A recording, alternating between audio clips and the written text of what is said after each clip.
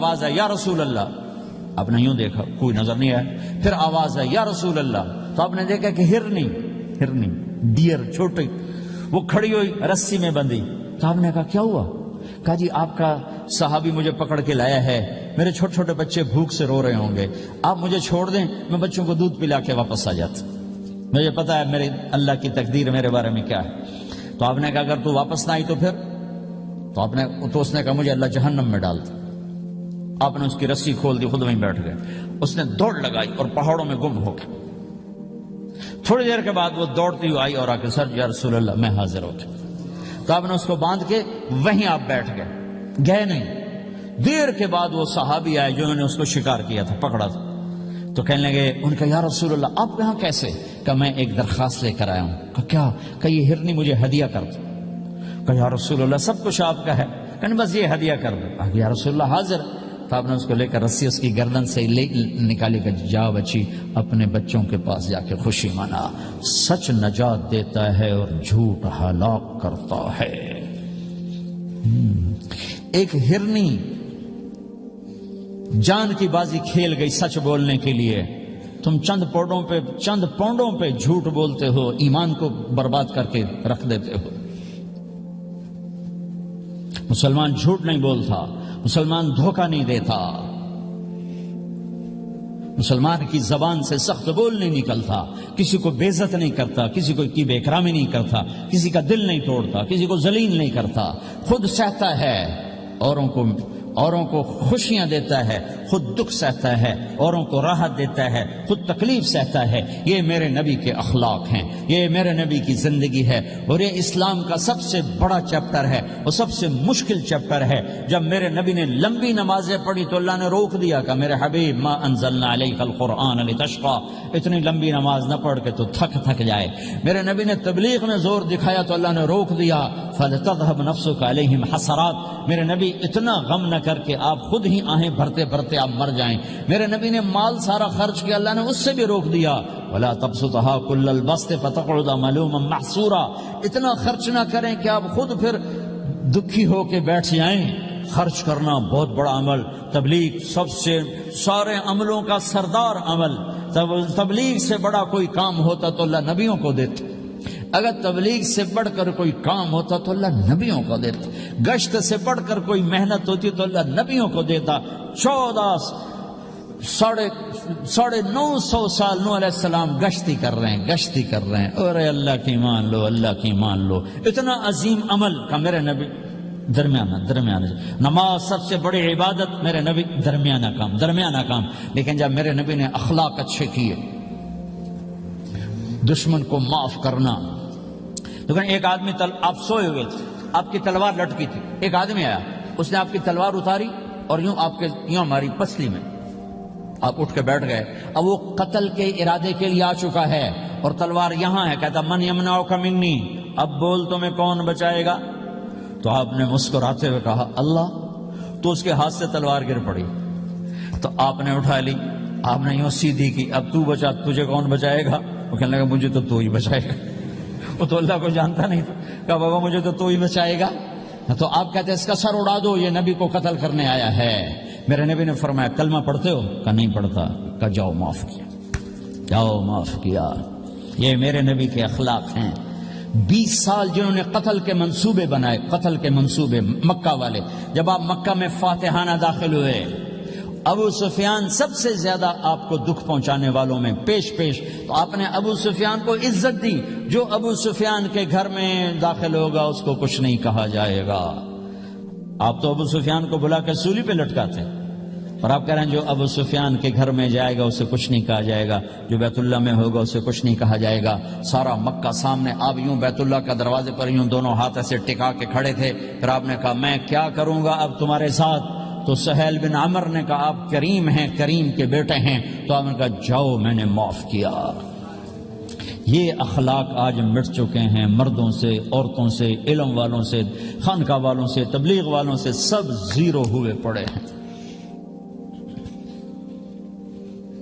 جب تک یہ اخلاق زندہ نہیں ہوتے اسلامی زندگی قائم نہیں ہو سکتی، اسلامی معاشرت قائم نہیں ہو سکتی، اور دین دو چیزوں سے آگے پھیلتا ہے، ایک دعوت اور ایک اخلاق۔ دعوت اور اخلاق، دعوت اور اخلاق. دعوت نہیں ہوگی تو اخلاق وہیں پڑے رہ جائیں گے، اخلاق نہیں ہوگے تو دعوت کوئی قبول نہیں کرے. میرے نبی نے کتنے معجزے دکھائے مکے میں، نہیں کلمہ پڑھا. بدر میں ان کے 70 مارے گئے، فرشتوں کو دیکھا، جبریل کے گھوڑے کی آواز سنی، کلمہ نہیں پڑھا. خندق میں شکست ہوئی، کلمہ نہیں پڑھا. پانی نکلتے دیکھا، انگلیوں سے کلمہ نہیں پڑھا. ایک بکرے کا ایک بازو پکایا، ایک بازو بکرے کا، ایک اگلا جو بازو ہوتا، اور 40 آدمیوں نے کھانا کھایا اور ایک بوٹی کم نہیں ہوئی، ایک بوٹی کم نہیں ہوئی، کلمہ نہیں پڑھا. لیکن جب میرے نبی نے کہا جاؤ معاف کیا تو سارے ہی کلمہ پڑھ گئے کہ واقعہ یہ اخلاق نبی کے ہو سکتے. حنین کی جنگ میں جب بھاگے لوگ، شکست ہوئی، تو ایک صحابی کا بھاگتے ہوئے پاؤں ہمارے نبی کے پاؤں پر آیا، اور جوتا سخت تھا. تو آپ نے کہا اوجعتنی، اور آپ کے ہاتھ میں چھڑی تھی، آپ نے اس کو یوں ماری، کہا اوجعتنی، ارے تو نے مجھے کتنا زیادہ درد پہنچایا، دکھ پہنچایا. وہ بیچارے پگھل کے رہ گئے اور پریشان ہو گئے، اور فرماتے ہیں سارا دن میں پریشان، ساری رات پریشان کہ اللہ کے نبی کو میں نے تکلیف پہنچائی، اب میرا کیا بنے گا. اگلا دن ہوا تو اعلان ہو رہا تھا بھائی جس کا پاؤں نبی کے پاؤں پہ آیا تھا اس کو اللہ کے نبی بلا رہے ہیں. تو صحابی کہنے لگے میں نے سمجھا بس اب میری تو دنیا بھی گئی اور آخرت بھی گئی، اب میرے اوپر کیس بنے گا اور مجھے ڈانٹ ڈپٹ بھی ہوگی، میرا کتنا بڑا گھاٹا نقصان ہوگا. یہ حاضر ہوئے ڈرتے ڈرتے.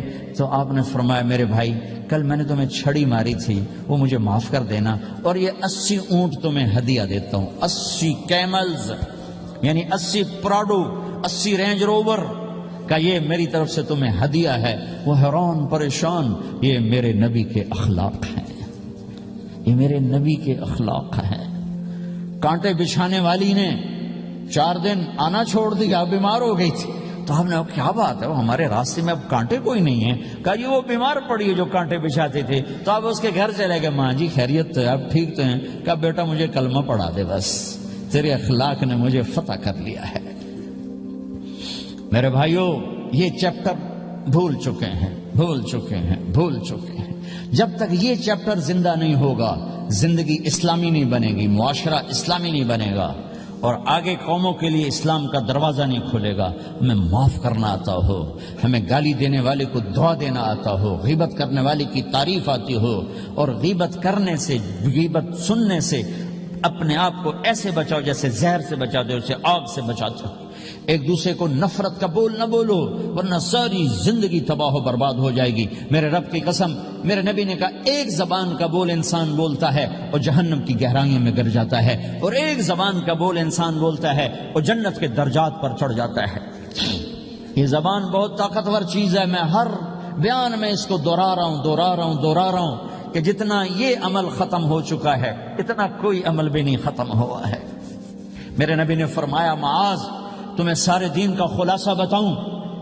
معاذ الا انبئک بملاک ھذا کلہ، میں تمہیں پورے دین کا خلاصہ بتاؤں؟ کون معاذ؟ کون معاذ جس کے ہاتھ میں علماء کا جھنڈا ہوگا؟ کون معاذ؟ میں ابھی مئی میں ان کے اردن اجتماع میں گیا، آگے ان کے اربد میں گئے، آگے وہاں ان کا مقبرہ ہے 18 کلومیٹر. میں گیا، کمرے میں داخل ہوا تو سارا کمرہ خوشبو سے مہک رہا تھا، اور مجھے ایک شخص نے بتایا یہ خوشبو 24 گھنٹے یہاں آتی رہتی ہے. جن کو 18 ہجری میں انتقال ہوا، 1417 سال ہو گئے مرے ہوئے، اور قبر سے خوشبو آ رہی، خوشبو آ رہی، خوشبو آ رہی. اس آدمی کو سمجھایا کیسے اور بتایا کیا؟ معاذ تمہیں سارے دین کا خلاصہ بتاؤں؟ کہا جی بتائیں. تو آپ نے یوں کیا، اپنی زبان نکالی اور اس کو پکڑا انگلی سے، پھینکا، کف ھذا، معاذ اس زبان پہ قابو پایا، یہ پورا دین ہے. یہ زبان آج کھل گئی ہے، کھل گئی ہے. حضرت لقمان علیہ السلام کا فرمان ہے بیٹا میں چپ رہنے پہ کبھی نہیں پچھتایا، میں ہمیشہ اپنے بول پہ پچھتایا ہوں. معاذ نے کہا یا رسول اللہ زبان کے بول پہ پکڑ ہوگی؟ کہ تیرا بھلا ہو جائے معاذ، سب سے زیادہ جہنم میں دھکا دینے والی زبان ہوگی. اور ایک صحابی ہیں ابو دجانہ. کون ابو دجانہ؟ السابقون الاولون من المہاجرین والانصار، اس میں پہلی صف کے صحابہ. کون ابو دجانہ؟ جب آپ حج پر گئے تو اپنی جگہ مدینے کا امیر ابو دجانہ کو بنایا. ابو دجانہ حج میں شریک نہیں ہوئے کہ آپ نے اپنی جگہ ان کو اپنا نائب بنا کے وہاں کھڑا فرمایا ابو دجانہ میری جگہ پر مدینے کا امیر ہے. یہ وہ ابو دجانہ ہیں. کون ابو دجانہ؟ جو جنگ بدر سے لے کر آخری حج تک ہر سفر میں شریک ہیں، ہر سفر میں شریک ہیں. ان کی ایک بات میں بتانا چاہتا ہوں، پہلے تھوڑی سی ان کی ہسٹری بتانا چاہتا ہوں. کون ابو دجانہ؟ احد کی جنگ میں آپ نے تلوار اٹھائی، کہ اس تلوار کو کون لے گا؟ کئی صحابہ کھڑے ہو گئے.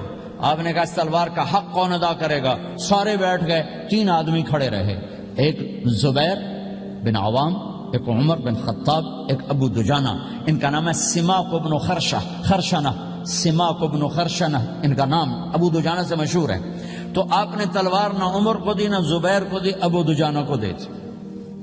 تو عمر رضی اللہ عنہ نے تو محسوس نہیں کیا، حضرت زبیر نے محسوس کیا کہ اس کو کیوں دی، مجھے کیوں نہیں دی؟ میں مہاجرین میں سے ہوں، میں پھوپھی کا بیٹا ہوں، میں اس سے دلیری میں کم نہیں ہوں. بلکہ حضرت زبیر کی دلیری کی تو دھاک تھی، جدھر سلوار چلتی تھی کاٹتی چلی جاتی تھی. کہنے کہ میں دیکھوں گا یہ کیا کرتا ہے. تو ابو دجانہ کے پیچھے پیچھے زبیر ہو لیے. تو ابو دجانہ نے جو حملہ کیا تو 3000 کا لشکر تھا، اس کو چیر کے پار نکل کے، پورے لشکر کو کاٹ کے پار نکل کے. اور آگے عورتیں کھڑی تھیں جو مکے کے لشکر کو تیار کر رہی تھیں. نحن بنات طارقی نمشی علی النمارق مشی القتل بوارقی المسک فی المخالقی المسک فی المفارقی والدر فی المخالقی ان تقبلوا نعانقی وتدبروا نفارقی فراق غیر وامقی. یہ گانا گا رہی تھیں اور ان کو تیار کر رہی تھیں. تو جب ابو دجانہ کی تلوار نظر آئی تو سب بھاگی. ہندا پکڑی گئی تو آپ نے یوں اپنی تلوار ہندا کے سر پر رکھی، انہوں نے چیخ ماری، تلوار ہٹا لی. تو زبیر پیچھے پیچھے کہ کیا کیا؟ جنگ میں اگر کوئی عورت حصہ لے اسے مارنا جائز ہے، ویسے جائز نہیں ہے عورت کو، بچے کو، بوڑھے کو ہاتھ لگانا جائز نہیں ہے. تو انہوں نے کہا تلوار کیوں نہیں چلائی؟ کہا میرے محبوب کی تلوار ہے، عورت کے خون سے رنگین کر کے اس کی شان نہیں گھٹانا چاہتا، یہ میرے نبی کی تلوار. پھر واپس ہوئے، پھر اٹیک کیا اور پھر مجمع کو چیر دیا. سامنے ایک آدمی آ رہا تھا ہاتھی کی طرح، اتنا لمبا موٹا تازہ. تو زبیر کہنے کہ میرے جی میں آیا کبھی اس کی ٹکر ہونا پھر میں دیکھوں ابو دجانہ کیا چیز ہے. تو اللہ کا کرنا ایسا ہوا ابو دجانہ دونوں آمنے سامنے ہو گئے. تو وہ ایسے شاہ سوار تھے کہ دونوں طرف کے لشکر ذرا تھم گئے اور وہ دونوں بھڑ گئے. ابو دجانہ کے اپنے جوہر، اس پہلوان کے اپنے جوہر، غبار اٹھا، مٹی اٹھی، اور اس کی اپنی طاقت، ان کی اپنی طاقت. انہوں نے ابو دجانہ کو اس نے زخمی کر دیا. ابو دجانہ نے جو جوش میں آ کے ماری تلوار، اس کو لگی یہاں، تو اتنی طاقت سے لگی کہ اس کے نیچے اتر کر 2 ٹکڑوں میں تقسیم کر دی. ماری تو ایک حصہ ادھر، ایک حصہ. پھر یوں دیکھا اور اپنے چہرے سے لوہے کی ٹوپی اتاری. کما ترا انا ابو دجانہ، کیا دیکھ رہے ہو؟ میں ہوں ابو دجانہ. تلوار صحیح لی ہے میں نے، غلط نہیں لی. یہ ابو دجانہ ہیں. اور جب شکست ہو گئی احد کی جنگ میں اور پھر 10-12 آدمی نے آپ کو گھیرے میں لیا ہوا تھا، ان میں ایک ابو بکر تھے، عمر تھے، علی تھے، طلحہ تھے، زبیر تھے، سعد بن ابی وقاص تھے، اور سہل بن حنیف تھے، عبادہ قتادہ بن نعمان تھے، اور ابو دجانہ تھے رضی اللہ تعالی عنہم. ان میں سے ایک ابو دجانہ بھی تھے. اور یمامہ کی جنگ میں ابو دجانہ شہید ہوئے. یمامہ کی جنگ میں شہید ہوئے. یہ ابو دجانہ کی تھوڑی سی سیرت آپ کے سامنے آئی ہے. اس کے بعد اب آپ ان کے قول کو سنو تاکہ اس کا وزن آپ کے سامنے آئے. یہ بدر کے شریک ہیں. اللہ کے نبی نے کہا بدر کا صحابی جو مرضی کرے بخشا گیا. یہ صلح حدیبیہ کے شریک ہیں. اللہ نے قرآن میں کہا لقد رضی اللہ، میں ان سے راضی ہو گیا. یہ صحابی ہیں. اللہ نے کہا کلا وعد اللہ الحسنى، اے میرا نبی تیرے ہر صحابی کے لیے جنت کا وعدہ ہے. اور اب یہ کیا کہتے ہیں؟ یہ کیا کہتے ہیں لوگو؟ ان ارجع عملی عند، لوگو میرے پاس، ابو دجانہ میرے پاس بخشش کا سب سے بڑا عمل جانتے ہو کیا ہے؟ بدر نہیں، احد نہیں، حدیبیہ نہیں، خندق نہیں، خیبر نہیں، فتح مکہ نہیں، آخری حج نہیں. کیا ہے؟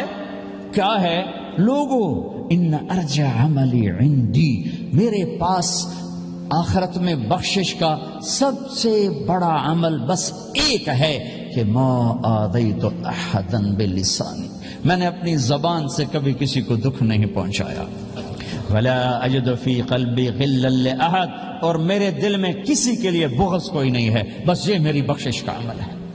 تو بھائیو، نبی کے اخلاق میں دو چیزیں لے لو، ایک زبان سے کسی کو دکھ نہ